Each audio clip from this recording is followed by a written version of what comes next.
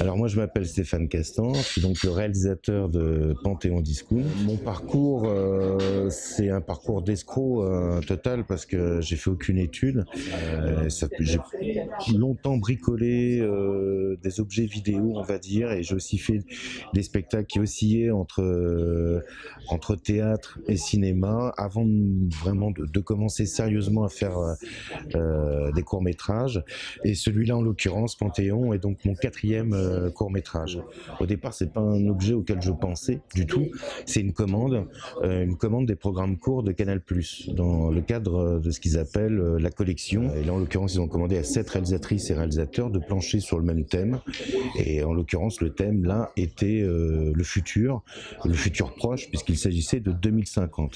Et c'est comme ça que j'ai eu l'idée donc de Panthéon Discount, donc d'imaginer trois patients qui passaient devant un médecin qui était plus un médecin coach, on va dire. En fait, pour moi, l'idée, c'était un peu comme quand nous, on casse notre portable, on va chez SFR ou Orange, suivant notre fournisseur, et on lui demande de nous réparer notre téléphone, et lui, il nous propose juste un nouveau forfait. Donc, j'imaginais que le rôle du médecin allait devenir ça. C'est ce que j'aime bien dans le genre de l'anticipation, c'est que je trouve que c'est un bon moyen de parler du présent, de parler des névroses du présent, et du coup de prendre la logique du moment, qui est le libéralisme, voire même l'ultra-libéralisme, et de pousser la logique jusqu'au bout, et ça permet d'en voir presque l'absurde, et c'est très concret, c'est-à-dire que les questions, les situations dans lesquelles sont les trois protagonistes, elles sont extrêmement concrètes, quoi. C'est tu as un cancer, ta mutuelle prend juste en charge le diagnostic, quel choix tu fais? Je voulais que le chemin du film soit vraiment un champ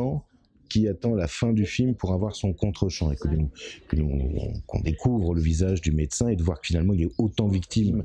C'est la situation qui est désastreuse, il n'y a pas de bon et il n'y a pas de méchant. Si on part sur l'hypothèse sur laquelle je suis parti, c'est que le médecin existe toujours, mais sa définition est autre. C'est-à-dire qu'on voit bien que c'est quelqu'un dont la formation, je sais pas, il a fait 2 années de fac de médecine et 3 ans de force de vente. On aurait pu très bien imaginer le même film sans ce contre-champ à la fin, ça me semblait intéressant qu'on le voit, qu'il soit presque dans ce même cadre. La question était vraiment les humains. C'est pour ça qu'il y a 3 cas.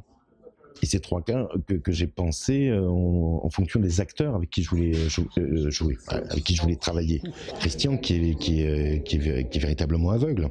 Donc à qui j'ai posé la question, si on te proposait ça, de retrouver la vue, qu'est-ce que tu ferais? Et lui ne voulait pas. C'est-à-dire qu'en même temps, je voulais aussi vraiment que chacun soit au clair avec ces entretiens qu'ils allaient subir.